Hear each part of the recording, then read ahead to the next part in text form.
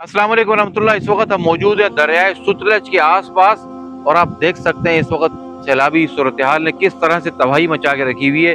Motorway के दाईं तरफ भी, मोटरवे के बाईं तरफ भी पानी ही पानी है, हद निगाह। ये मोटरवे के फेंस आप देख लें, ये कितने ऊंचे होते हैं और ये पूरा पानी बह रहा है। इस साइड पे ये घर दिखाएं जरा, ये घरों की सूरत हाल देखें।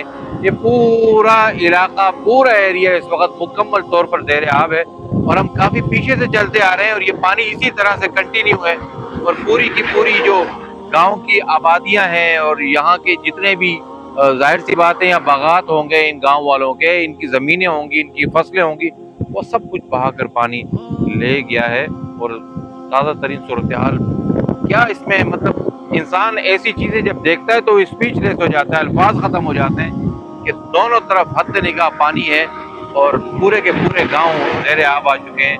आप हज़रात इन सबको अपनी खुसूसी दुआओं में भी याद रखें और जो आप और मैं कर सकते हैं वो हमें करना चाहिए।